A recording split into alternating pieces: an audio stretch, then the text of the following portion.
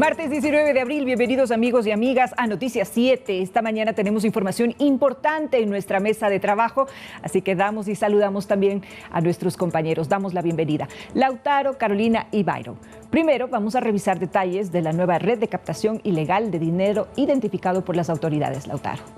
Hola Vero, Caro, Byron, amigos televidentes y radioescuchas. Sí, pues ya nueva información sobre este grupo Renacer. Hay un pronunciamiento de la Policía Nacional y del Ministerio del Interior. Vamos a escuchar qué es lo que dicen y de qué se trata este nuevo grupo de captación ilegal de dinero, similar a Big Money de Don Nasa. Correcto, Lautaro, estaremos pendientes entonces del desarrollo de esta información. Carolina, cuéntanos por favor qué sabemos de la nueva medida judicial interpuesta por la presidenta de la Asamblea, Guadalupe Llori. ¿Y cuál es esta reacción que se está dando en la Asamblea precisamente? Hola, ¿qué tal, Vero? Compañeros, amigos televidentes, así es, se trata de una nueva acción de protección que interpuso la presidenta Guadalupe Llori en contra de 5 miembros del Consejo de la Administración Legislativa que calificaron una denuncia en su contra. Aquí se menciona que todo parecería ser una traba para que no se lleve a cabo este proceso, pero los detalles estaremos hablando más adelante. Correcto, estaremos analizando entonces este tema. Byron, muy buenos días. Hay un asunto que nos preocupa mucho, sobre todo a los ciudadanos quiteños, luego de que todo el sistema del municipio de Quito ha sido hackeado. Precisamente tú tienes un entrevistado que nos va a hablar sobre estos problemas de delitos cibernéticos. Sí, Verónica, Carolina, Lautaro, televidentes, gracias, buenos días. Sí, efectivamente, las extorsiones vía telemática, por teléfonos o por redes sociales, son una constante, y también el hackeo de sistemas, como el del municipio. El año pasado lo vimos con CNT. Pues estará con nosotros esta mañana el director de la Policía de Delitos Cibernéticos, el coronel Gonzalo García. Con él le verán precisamente cómo debería actuar un ciudadano cuando se siente desprotegido y amenazado, y qué debilidad tienen los sistemas informáticos en general en el país. Muy importante tema, y también las recomendaciones que posteriormente se van a dar, amigos televidentes. Damos paso enseguida a los titulares. Bienvenidos.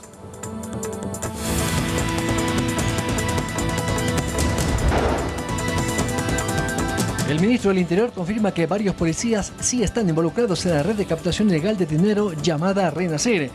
Asimismo, se ha investigado que varios policías habrían invertido en Big Money. Sistema informático del municipio de Quito fue hackeado.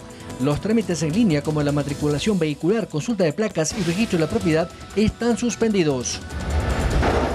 La ley de interrupción voluntaria del embarazo en casos de violación será ley de la República al ser publicado en las próximas horas en el registro oficial.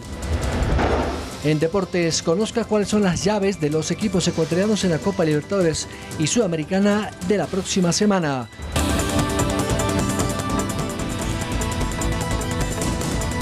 El ministro del Interior, Patricio Carrillo, confirmó que 2 policías en servicio activo son investigados por una nueva red de captación ilegal de dinero en nuestro país denominado Grupo Renacer. Esto debido a videos que se viralizaron en las redes sociales.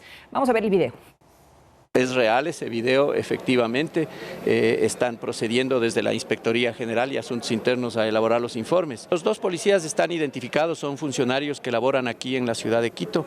Están sometidos, insisto, al tema administrativo. Yo los nombres no los puedo dar, hay una reserva de la investigación en la Fiscalía.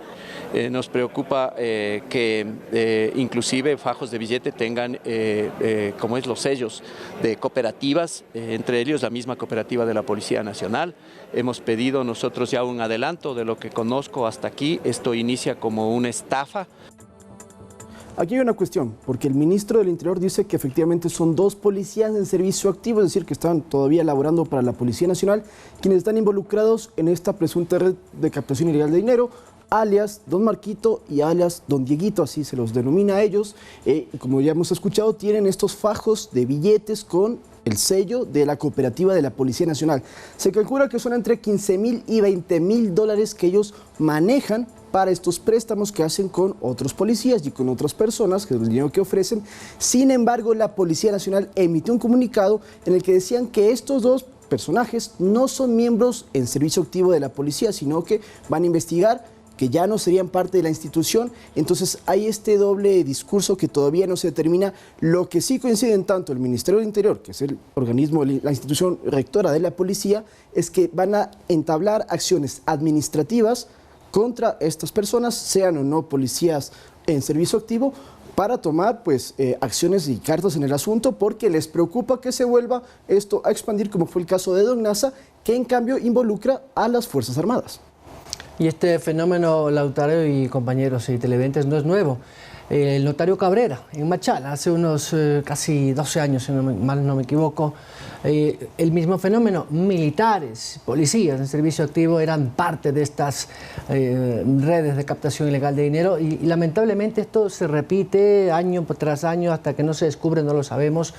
Lamentablemente creo mucho tiene que ver también con esas ansias y esa ambición de querer tener más de la plata fácil. A todos nos hace falta el dinero, evidentemente, pero hay que también tener un poco de ética, digo yo, y principios. Peor si estamos hablando de quienes supuestamente nos defienden y manejan códigos de honor y de valores. Entonces, claro, se pone en duda, efectivamente, lamentablemente son algunos, pero manchan la reputación institucional. Y tal vez yo creo que es importante que la ciudadanía pueda identificar cuándo se trata de un delito. Este tema de la captación ilegal de dinero está tipificado en el COIP, en el 323. Exactamente, y ahí se establece que es la persona que organice, desarrolle y promocione de forma pública o clandestina actividades de intermediación financiera sí, que sean ilegales. Esto está tipificado con una sentencia de entre 5 y 7 años de prisión, y en lo que hemos podido revisar que se ha publicado al respecto, desde 2017 a 2022 se han denunciado y se han abierto 756 investigaciones por el delito de captación ilegal de dinero, pero solamente hay 8 sentencias condenatorias al respecto. Muchas de estas, más de 250 de estas investigaciones han sido archivadas en Fiscalía porque evidentemente hay mucha dificultad de pruebas, y también porque la ciudadanía a veces, creo que las personas que forman parte o que caen en esto tal vez no suelen identificar que están siendo víctimas de estafa. Y no solo se presenta en el tema de, como en el caso de Big Money, ¿no?, que tú das dinero y te devuelven con interés. También hay otro tipo, ahora por ejemplo está muy de moda lo que es las inversiones en bitcoins, en criptomonedas, sí. Y hace poco Fiscalía congeló 7 millones de fondos que se estaba haciendo en un inversor aquí en Quito, un allanamiento, justamente por este tema de las bitcoins. Pero hay otros tipos de modelos piramidales que también son estafa y que se presentan de otra forma, como por ejemplo las muy conocidas telares de los sueños, en las que mujeres se reunían, y esto se exportó a varios países de Latinoamérica y se exportó también a Europa, en donde se mencionaba que era un tipo de estafa que venía desde Latinoamérica, en donde yo creo que abusando también de la ingenuidad, de la necesidad de las personas, se caen en estas redes y se vuelven más cerrados. Por eso es más difícil de identificar, porque ya no se trata de que alguien externo te invita, sino que es un familiar, un amigo, un pariente. Creo que todos en esta mesa conocemos a alguien, al amigo de alguien, o incluso personas cercanas que han caído en estas redes de manipulación y estafa. Así es, y además que el delito no solamente es la estafa, porque recordemos también que esto puede ser lavado de activos, porque son montos muy grandes, muchos millones de dólares. En el caso de Big Money se decía que tenía financiamiento de grupos narcoterroristas. Esto evidentemente no está comprobado, es una hipótesis. Como ya lo dijo Caro, el IX Inversos en Loja, 7 millones. Su fundador ya escapó, ya se fue del país. Hace poco en Ambato también había una red similar con millones de dólares, y esto es lo que hace es que la gente obviamente cree que es una forma de salir, de solucionar los problemas económicos, pero hay que tener muchísimo cuidado, porque si usted participa en este tipo de negocios invirtiendo dinero, luego la UAFE, que es la Unidad de Análisis Financiero y Económico, puede investigarlo a usted e incluso procesarlo también por los delitos que se imputan a las personas que realizan esto. Entonces hay que tener muchísimo cuidado, no hay que irse por temas ilegales, y de hecho la Superintendencia de Bancos tiene una lista, que me parece que la vamos a ver más adelante, con las empresas, y yo se las voy a contar, cuáles son las empresas actualmente que usted no debe poner ni un solo centavo, porque son ilegales y atrás hay más delitos. Precisamente es muy importante lo que tú acabas de mencionar, la responsabilidad ciudadana, Lautaro. Y justamente para aclarar un poquito este tema, amigos, les decimos precisamente que la Superintendencia de Bancos denunció la operatividad de una supuesta captadora ilegal de fondos. En la siguiente nota preste muchísima atención, porque le vamos a explicar cómo usted puede evitar este tipo de estafas. Según la Superintendencia de Bancos, en lo que va del 2022 se han identificado 8 captadoras ilegales de dinero. Según Jorge Moncayo, intendente general de la Superintendencia de Economía Popular y Solidaria, la probabilidad de estafa es muy alta cuando se ofrecen tasas de interés a un plazo extremadamente corto, sobrepasando la tasa promedio nacional. Por ejemplo, estos rendimientos semanales que duplicas o triplicas la inversión ya nos tiene que llamar la atención. En el Ecuador, el promedio en una institución financiera legalmente reconocida y regulada se ubica entre el 4% a 30 días plazo y el 8% a un año. a la vista, digámoslo así, a la vista, que es del 6%, la tasa promedio ponderada, y a un año, o sea, de que mi depósito, digamos, entrego a la entidad y lo retiro después de un año, esa está a 9.58. Según Moncayo, parte del problema está en la falta de educación financiera en la población, pero una de las señales principales son las siguientes: si tiene esquemas secretos, altos rendimientos, comisión por nuevos miembros, y la oferta la hacen a través de redes sociales o vía WhatsApp. Pues en la página web de la superintendencia sí está legalmente constituida y por ende estaría bajo nuestra supervisión y control. Para Moncayo, luego de hacer contacto con una de esas instituciones, se debe verificar que la entidad esté autorizada. Un ejemplo de este tipo de estafa es el conocido por Big Money, que utilizó el método Ponzi, el cual consiste en atraer inversionistas o socios en que las ganancias son generadas gracias al dinero aportado por otros nuevos inversores y se rompe la pirámide cuando no se obtiene el número necesario de inversores. Manuela Bedón, Noticias 7. Ya a propósito de esto, compañeros televidentes, mañana estará en esta mesa de trabajo la superintendente de Banco subrogante, la economista Rosa Maltile Guerrero. Recordemos que ella reemplaza a la destituida Ruth Larregui, que fue, como todos sabemos, sancionada por la Asamblea Nacional por supuesta incumplimiento de funciones. Pues ella presentó el fin de semana, lo comentábamos ayer, una denuncia en la Fiscalía de esa lista que la vamos a comentar ya, de estas empresas que se dedican a esta actividad ilegal de la captación de recursos. Precisamente conversaremos con ella para un poco explicar y darle luces a la gente de que no se deje engañar por estas empresas fantasmas de captación de dinero, que muchas ni siquiera están registradas evidentemente en la super de compañías o la de bancos como financieras, sino como cualquier otra actividad, porque es una fachada, evidentemente. Cada año la Superintendencia de Bancos lo que hace es emitir una lista que va actualizando periódicamente sobre las empresas que se conocen, que se detectan, que estarían incurriendo en esta presunta captación ilegal de dinero, para advertir a los ciudadanos. Por ejemplo, desde los últimos 3 años son más de 70. Actualmente en este 2022, que llevamos 4 meses, ya hay 8 que han sido anunciadas como cuidado, no invierta, porque perdieron la autorización, es decir, no pueden operar, no pueden tener ningún tipo de operación económica ni financiera. Estas son IX Inversors, Click Trades, Crédito Litoral, Crediunión, UA Works, Fortunario Activos Digitales, que es una de las últimas que también salió, Safir Group y el grupo Renacet. Si usted escucha alguna de estas que hemos mencionado, tenga cuidado porque no son legales y esto puede provocar que usted tenga problemas, delitos, y puede caer en estafas o en las demás cosas que hemos comentado. Así es muy importante, y también saber identificar, Byron ya lo ha dicho, la Superintendencia de Bancos y también la Superintendencia de Compañía Economía de Popular y Solidaria. Ellos son las entidades encargadas de regular tanto a las entidades financieras dentro del autorizadas como a los no autorizadas también. Ojo, que ellos pueden establecer sanciones administrativas y es muy importante esto que también los ciudadanos sepan. Pero además hay algo que yo quiero destacar para finalizar un poco este tema, y es algo que mencionaba ayer el ministro Carrillo, que a raíz de estas investigaciones que se han hecho por el tema de captación de dinero, también han podido vincular que muchas de las muertes violentas que se han reportado últimamente tienen algún vínculo con este tipo de delito. Por eso es muy importante y mucho ojo que esto estemos hablando, porque es algo que, como vemos, está afectando a nuestra sociedad, incluso en el ámbito de la seguridad. Muy importante esa recomendación y reflexión, Carolina. Nosotros ahora vamos a cambiar de tema. De alguna manera está relacionado, porque la madrugada del pasado 16 de abril, el sistema informático del municipio de Quito sufrió un ciberataque que afectó algunos servicios, como por ejemplo el sistema de pagos. Las autoridades aún no conocen cuándo se van a restaurar en su totalidad estos servicios. El pasado sábado 16 de abril, en la madrugada, el municipio de Quito sufrió un ataque cibernético. Según el director de Tecnología e Informática, cuenta que se pudo identificar el ataque y detener a tiempo. Sin embargo, se vio afectado entre el 15 y el 20% de la información. Se ha empezado a desinfectar todos los segmentos de red, todas las áreas de la infraestructura tecnológica que permite volver a las operaciones al municipio. Según Enrique, se tiene 2 hipótesis del ataque. El primero, secuestrar la información e inhabilitarla para el uso del municipio, y la segunda, un rescate por dicha información. En el momento no hemos recibido ninguna petición que haya pedido dinero, que se haya conformado un secuestro de este tema.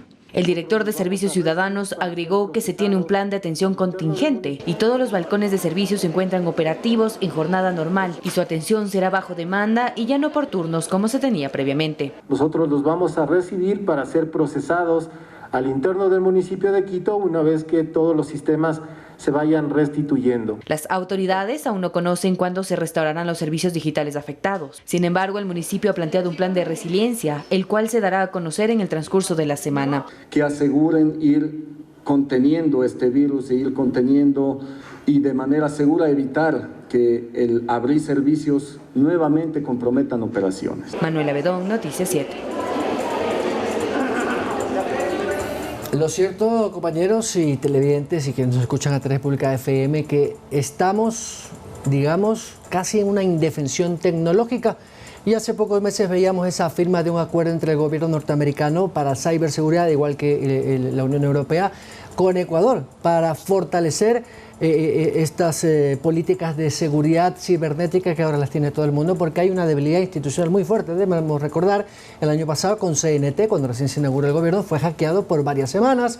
Un banco importantísimo, de los más grandes en el Ecuador, estuvo fuera del servicio ese mismo varios días, precisamente por la vulneración de sus sistemas informáticos. Hoy es el municipio de Quito, con algunas de sus entidades, la Agencia Metropolitana de Tránsito, la de Control, que da las licencias de funcionamiento, etcétera, etcétera. Lo cierto es que hay una indefensión, estamos con nuestros datos desprotegidos y los ciudadanos tampoco podemos acceder a los trámites porque como ahora casi todo es en línea, pues hay un bloqueo y hay que volver a la edad de la piedra, que es del papel, el archivo, suba, baje. Es decir, lamentablemente nuestras instituciones no nos dan ese soporte tecnológico que nos deben dar, porque para eso están y para eso se les ha elegido.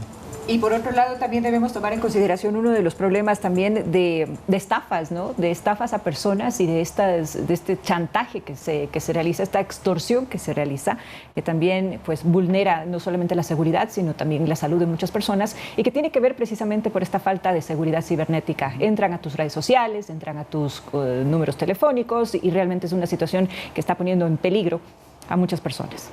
Así es, y hay que considerar, esto es muy importante, no es la primera vez que ocurre, Byron lo ha dicho, también varias entidades del gobierno se han visto afectadas. ¿Cuánto se está invirtiendo en el tema de ciberseguridad? Porque quizá hace un par de años, por decir una década, tal vez no era algo primordial, pero hoy actualmente es muy importante, sobre todo estamos hablando de datos, de información privada de las personas que circulan en la red y que esto pues genera también, es un negocio para los piratas digitales, electrónicos, yo no quiero decir hackers, pero que también pueden ocupar esto. En este caso, en lo que ha pasado en el municipio, se ha mencionado que por la información dañada no se ha pedido todavía un rescate, no se conoce y por lo cual tampoco no se sabe cuándo se va a restablecer estos servicios. Pero a mí me viene a la mente también algo que ocurrió en 2020, que fue justamente cuando, si ustedes recuerdan, se esfumó 1.3 millones de dólares de las cuentas del municipio. Ellos dijeron que fue un ataque, un hackeo también, aunque el Banco Central luego dijo que no existió tal ataque. Esto se está investigando porque se recuperó parte del dinero,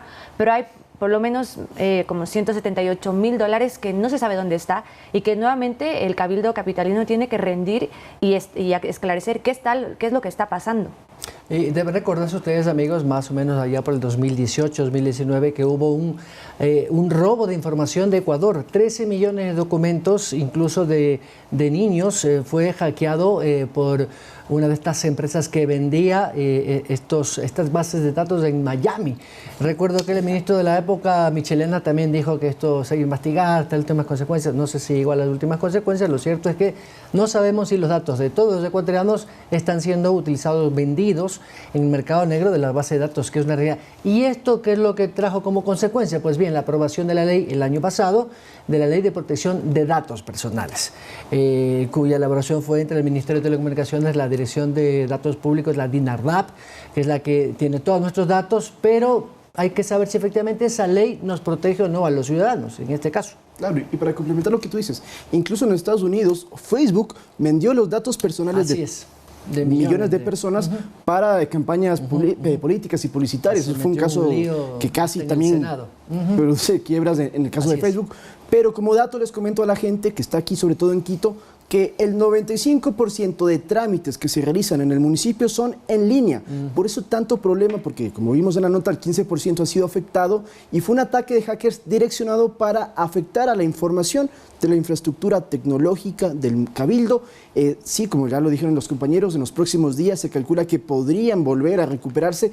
¿Qué es lo que está haciendo en este momento el municipio? Usted acude a las ventanillas de las diferentes instituciones, como la Agencia de Tránsito, el Registro de la Propiedad, la AMC, la Agencia Metropolitana de Control, el Departamento de los Catastros. Usted va y ahí hay un funcionario que puede ingresar al sistema y manualmente le hace su trámite. O sea, se demora muchísimo más, pero es la única solución en este momento. Y también creo que para complementar lo que decía Carolina, hackers, piratas, bueno, si ese es el término que se utiliza a la persona que ingresa de manera ilícita, porque es ilegal, ingresar a un sistema tecnológico, sea de una gran empresa, sea mi Facebook personal, donde sea, eso es prohibido e incluso es penado por la ley. Un criminal cibernético. Yo quiero reiterar en lo que acaban de decir, el tema de la venta de datos no solamente es la información privada que puede manipularte, escuchamos ahora los casos también de estafa y de extorsión que se producen, pero también es muy importante saber que este tipo de información, de datos que se encuentran en la red de las personas, pueden generar inestabilidad en las democracias porque pueden manipular y como ustedes dijeron, hay el caso de Cambridge Analytica también, lo que ocurrió en el Brexit en el 2016, el triunfo de Donald Trump en Estados Unidos también, justamente por la manipulación que se hace a raíz de la información privada que circula en redes, en el internet de las personas, y luego está por el otro lado también la información privada respecto a cuentas bancarias, información personal, direcciones, que eso también puede ser otro tipo de extorsión. Pero en la época actual, en la era digital, el tema de la privacidad de datos es muy fundamental, que todos estemos conscientes el alcance del impacto en el daño, incluso en las democracias que esto puede tener. Correcto, y en este caso, Carolina y compañeros, nosotros estamos presentando lo que está sucediendo en el municipio de Quito. Nos encantaría que las autoridades nos puedan acompañar y nos puedan dar respuestas acerca de lo que la ciudadanía necesita conocer y que nos cuenten también un poco acerca de cuáles son las medidas que se están tomando para salvaguardar los intereses del pueblo quiteño. Vamos a cambiar de tema. El presidente Guillermo Lasso cumple agenda hoy en Uruguay, luego de pasar por Argentina, en donde se reunió con su homólogo Alberto Fernández. Vamos a repasar algunos detalles de lo que fue esa jornada, amigos. El presidente Guillermo Lasso suscribió junto al presidente de Argentina, Alberto Fernández, una declaración que, entre otros temas, acuerda fortalecer la cooperación en materia de integración regional, comercio, democracia, derechos humanos y más. La integración regional fue uno de los principales temas abordados entre los mandatarios, al destacar la importancia de la Comunidad de Estados Latinoamericanos y Caribeños, CELAC, cuya presidencia pro tempore recae actualmente en Argentina. Yo creo que es un organismo multilateral que puede servir de plataforma para reconstruir esa unidad de América Latina y del Caribe. En la cita que se llevó a cabo este lunes 18 de abril en la histórica Casa Rosada, ubicada en Buenos Aires, el primer mandatario ecuatoriano afirmó que se revisó la posibilidad de llegar a suscribir un acuerdo bilateral de comercio. Un acuerdo bilateral de conveniencia tanto para la Argentina como para Ecuador. Hemos hablado un poco del sector automotriz, que sería de mucho interés para fábricas argentinas poder exportar vehículos al Ecuador. Y ahí tenemos muchas expectativas en que podamos profundizar nuestros vínculos comerciales, políticos, culturales. Se tenía previsto que el presidente Guillermo Lasso en horas de la tarde continuara con actividades oficiales al visitar la Secretaría del Tratado Antártico y liderar el Foro Ecuador Open for Business. Este martes se tiene previsto que Lasso visite oficialmente a Uruguay, donde se encontrará con el presidente de ese país, Luis Lacalle Pou. Como parte de la agenda, los jefes de Estado intercambiarán experiencias sobre gestión de riesgos, desastres naturales, lucha contra la desnutrición infantil, impulso a las micro, pequeñas y medianas empresas. Andrea Orbe, Noticias 7. Y esta famosa comunidad de Estados Latinoamericanos y Caribeños, CELAC, que son más o menos unos 33 países de América del Sur y del Caribe, pues digamos, salió paralelamente con la famosa UNASUR, que esta era Unión de Naciones del Sur, que era, digamos, la contraparte del socialismo del siglo XXI para decir el sobrepeso o un contrapeso contra Estados Unidos y los demás. La pregunta que nos hacemos siempre, compañeros, es ¿de qué sirven estos UNASUR, PROSUR y todos los sur, Mercosur o lo que sea?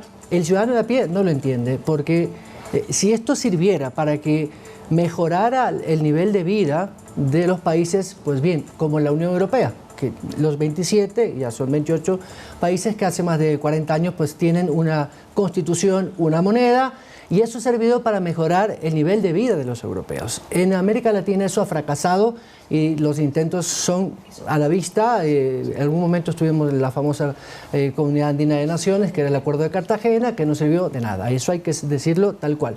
Lo único que sobrevive, Lautaro y compañeros, de este famoso Parlamento Andino, que si ustedes me preguntan, no entiendo yo que legisla.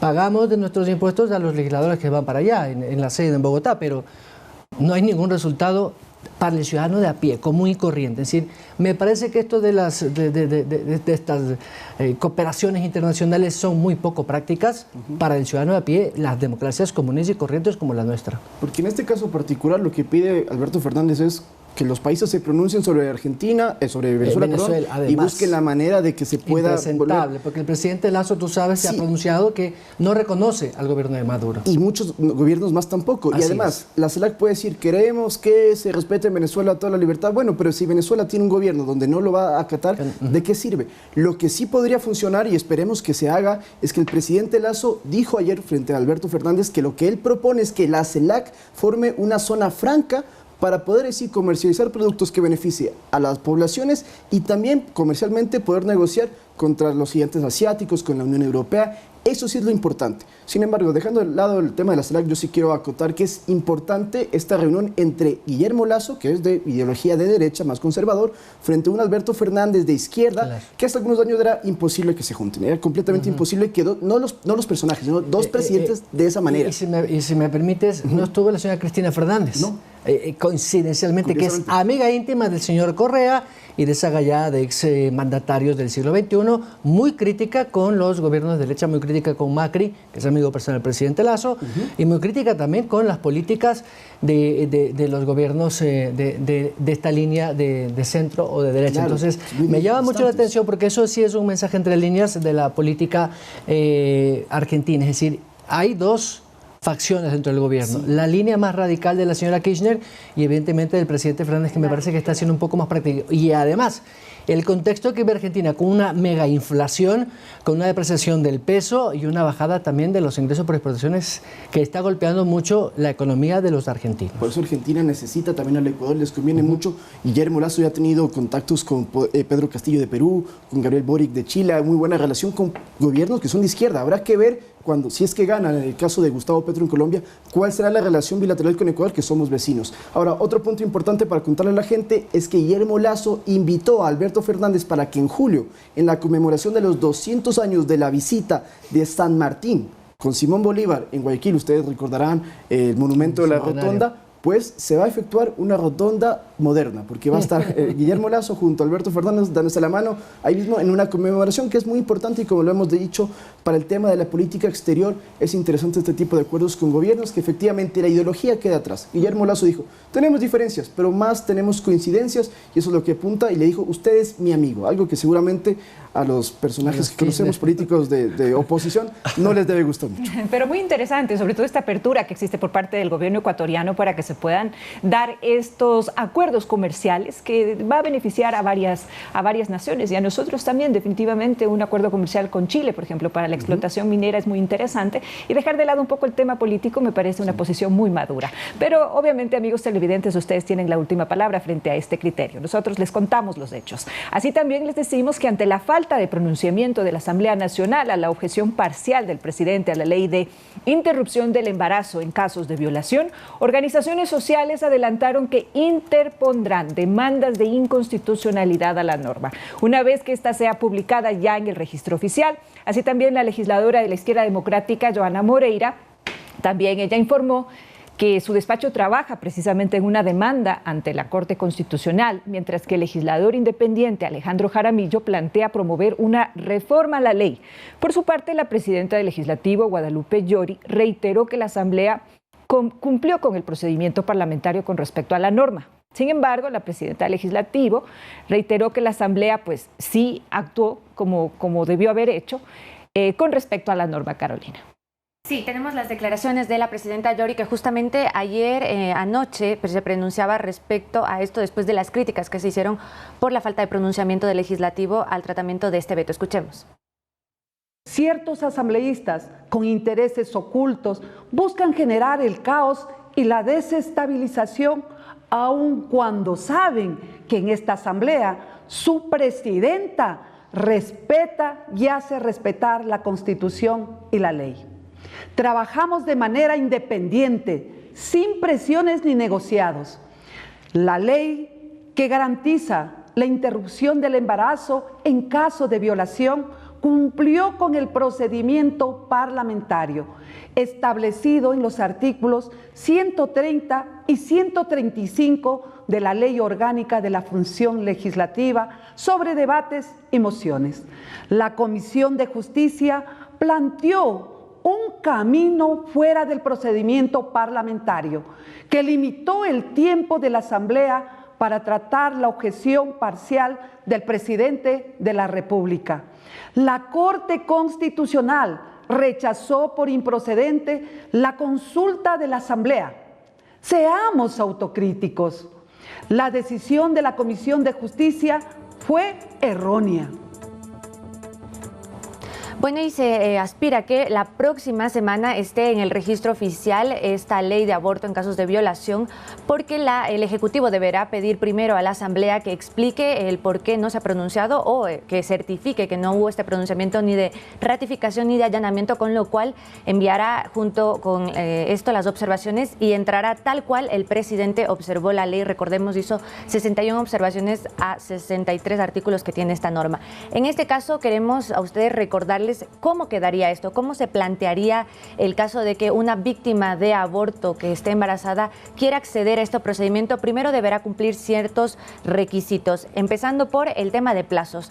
No deberá superar las 12 semanas de gestación y aquí se hace una excepción. Solamente en el caso de ser una mujer con discapacidad, tenemos un cuadrito para poder ver esto. Solamente en el caso de una mujer con discapacidad mental, la decisión del plazo se observará y se cumplirá de acuerdo a las mejores prácticas médicas. Esto se establece en el artículo 19 de la ley.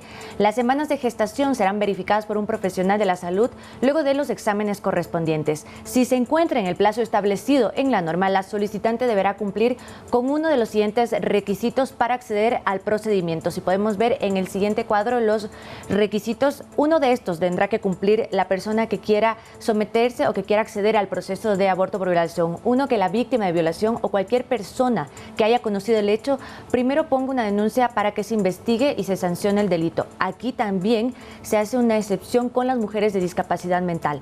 Otro de los requisitos es que la víctima haya firmado una declaración juramentada. En el caso de ser menor de edad, este documento debe ser firmado por su representante legal o quien sea su cuidador, salvo que se trate del mismo agresor identificado por la mujer o la persona gestante. Luego, otro de los requisitos que se plantea es que se practique un examen de salud por el médico tratante que bajo juramento certifique que hay serios indicios de una agresión sexual. Estos tres requisitos no deben cumplirse como tal, solamente recuerde, uno de ellos deberá cumplirse para que la persona pueda acceder al proceso de aborto por violación. Si la mujer o la persona gestante reitera su solicitud de procederse a esta práctica, deberá solicitar y deberá firmar un formulario con sentido informado. La Casa de Salud tendrá que notificar a la Fiscalía los hechos relacionados al caso. Estos darán parte de la noticia del delito, pero si es que la víctima primero realizó la denuncia en Fiscalía, esta entidad tiene que garantizar que ella se redireccione y sea atendida en un plazo máximo de 24 horas. Ahora bien, aquí también se establece otro tema que era uno de los nudos críticos y temas polémicos sobre la objeción de conciencia, y es que en cualquier caso se deberá garantizar la atención a la víctima y su requerimiento. En el artículo 46 se establece la objeción de conciencia y aquí se menciona que el personal de salud tiene el derecho de ejercer la libre conciencia. Esto quiere decir que puede excusarse de practicar el procedimiento una vez informado al director de la institución, quien asimismo debe asegurar que otro profesional de salud atienda a la víctima, pero en ningún caso se puede negar. Se puede excusar sí un profesional de salud, pero no se puede negar la atención.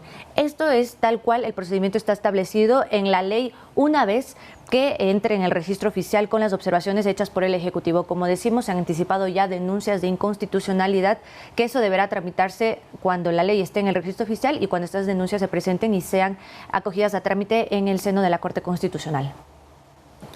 Todo esto que Carolina nos ha explicado todavía no se está aplicando porque la ley todavía no ha ingresado al registro oficial. Esperemos que en las próximas horas ya se aplique, ya se ejecute y de esa manera ya entrará en vigencia absolutamente todo lo que hemos comentado.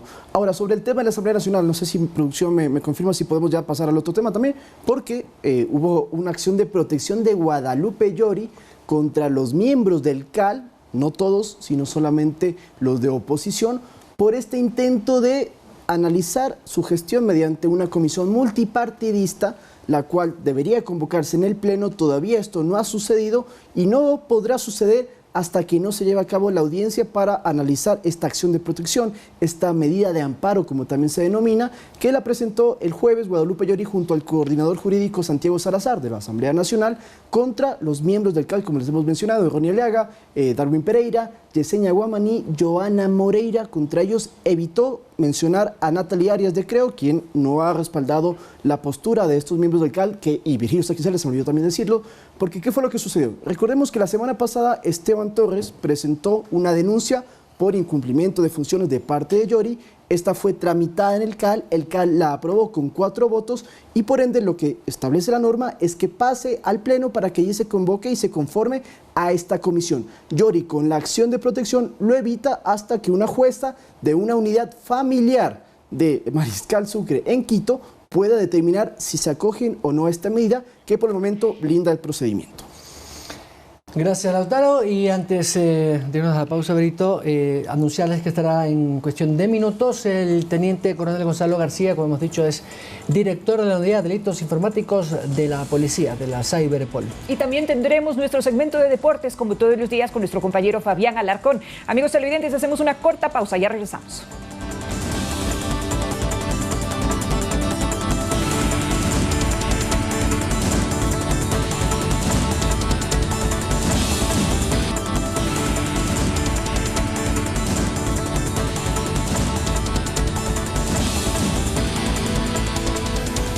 Como lo habíamos anunciado, hasta ahora nos conectamos con la oficina del coronel Gonzalo García. Él es director de la Unidad de Delitos Informáticos y Cibernéticos de la Policía Nacional. Coronel García, gracias, buenos días. Muy buenos días, estimado Byron. Muchas gracias por la invitación. Reciban un caluroso saludo de quienes conformamos Policía Nacional y la Unidad Nacional de Ciberdelitos. Coronel, preocupa porque hemos visto que siguen estas extorsiones a ciudadanos, a medios de comunicación, a periodistas, a personas comunes y corrientes como cualquiera de nosotros, a través básicamente de nuestras redes personales o a través de los teléfonos de mensajería instantánea.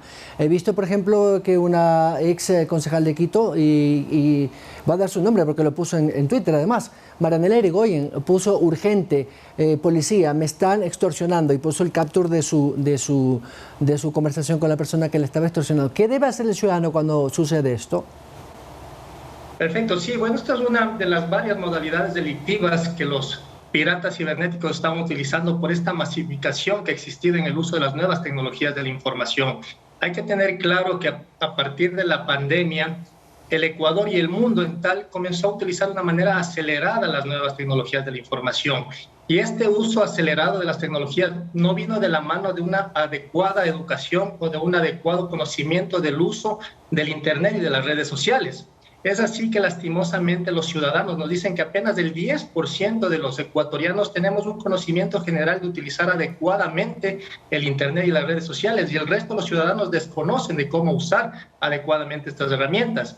Es ahí que lastimosamente los propios conciudadanos publican en las redes información muy sensible, como por ejemplo números de cédulas, credenciales bancarias, cuentas de ahorros, publicamos inclusive las direcciones de nuestros domicilios, placas de nuestros vehículos, etc. Y esta información tan sensible es aprovechada por estos piratas cibernéticos para cometer diferentes modus operandi. Entre ellos está la extorsión, como les comentaba, también existe el tema de la suplantación de identidad. Y es porque estos piratas cibernéticos, al obtener esta información, ellos realizan lo que conocemos como la ingeniería social, obtienen esta información y van a contactarse directamente con nuestros familiares o con nuestros amigos cercanos y a suplantar nuestra identidad y hacerse pasar por nuestras personas, y de esa manera comenzar, por ejemplo, a solicitar depósitos en cuentas bancarias porque asumen que estamos en el hospital, o nos mandan mensajes indicando que tuvimos algún accidente de tránsito, necesitamos dinero, y esa es la forma como van captando a sus víctimas y comienza este tipo de extorsión, ¿no? Entonces, al momento que somos víctimas de esto, lo importante es no callar, hay que visibilizar este tipo delictivo y para eso nosotros tenemos que acudir a las autoridades, poner nuestra denuncia en fiscalía.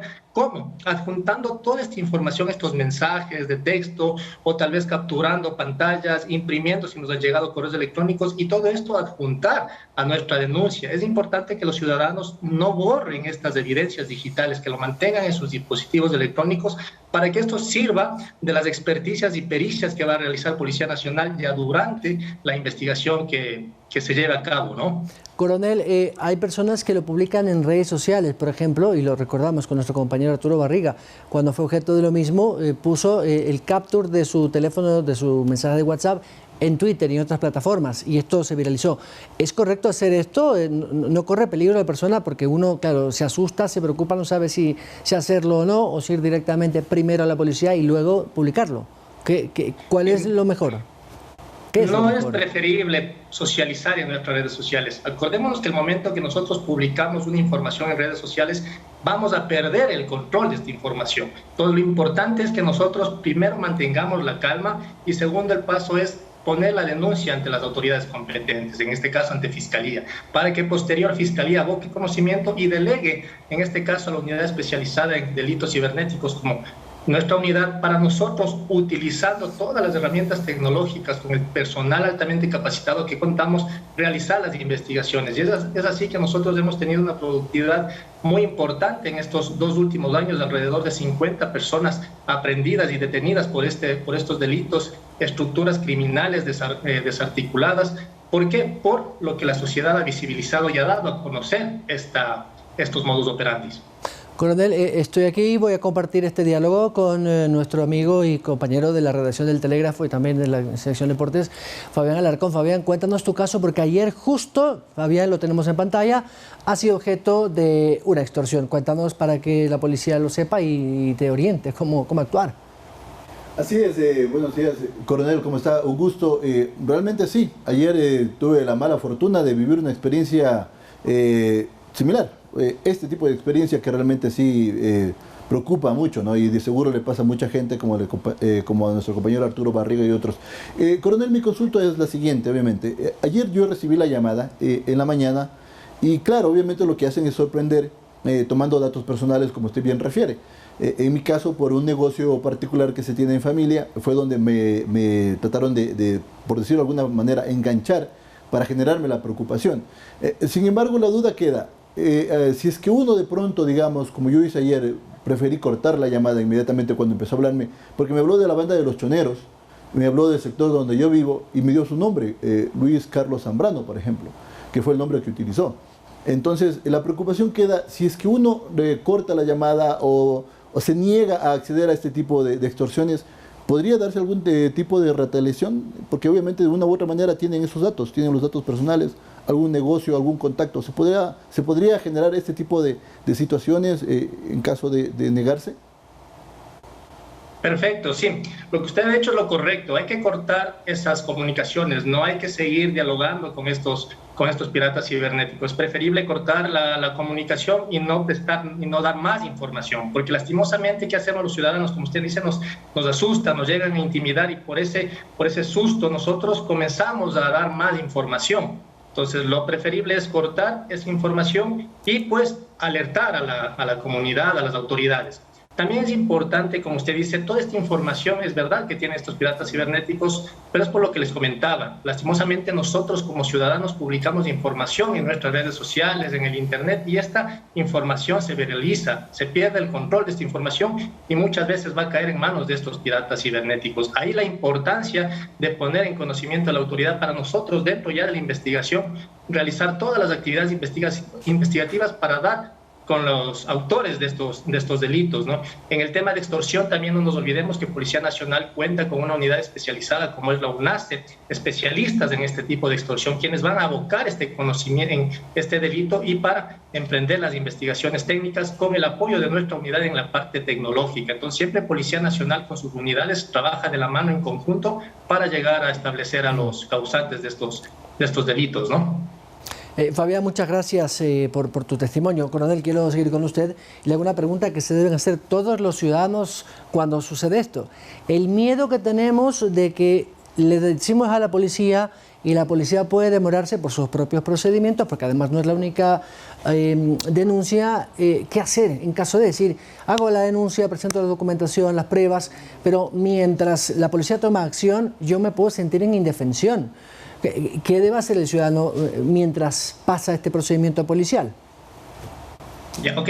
No nos olvidemos que aparte de eso, Policía Nacional nos brinda una cartera de atención al ciudadano, ¿no? Por ejemplo, puede trasladarse y acercarse al UPC más cercana y dar a conocer esta anomalía, esta situación que está pasando el ciudadano. ¿Para qué? Para que le puedan activar, por ejemplo, el botón de pánico, para que la Policía Nacional esté pendiente de alguna persona extraña al barrio, de algún vehículo extraño al barrio. Entonces, son acciones paralelas que el ciudadano puede hacer, acercarse a su UPC más cercana y dar a conocer de esta situación que está pasando, y Policía Nacional le va a prestar este servicio de atención ciudadana, como lo conocemos, ¿no?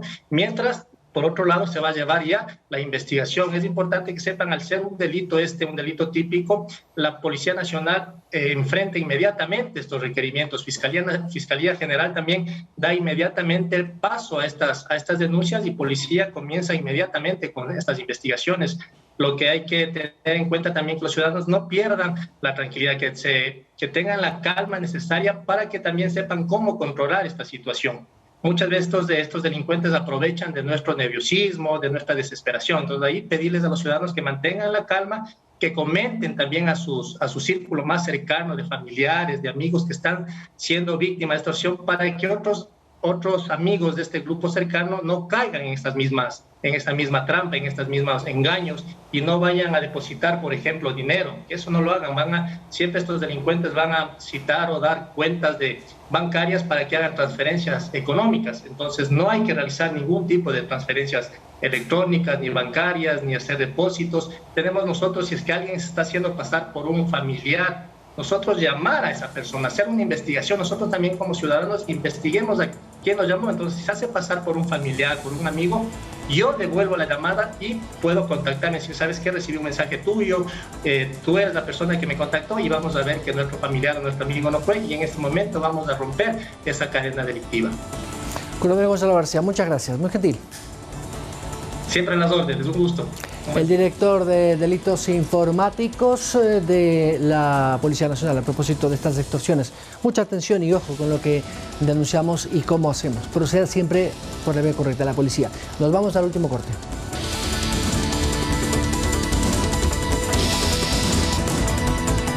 Verónica, estamos a segundos de irnos. Recuerda, hoy a las 22 horas acompañarnos de la final de la jornada. Efectivamente, Byron. Amigos televidentes, muchísimas gracias por habernos acompañado y les esperamos con más información en Noticias 7. Hasta pronto.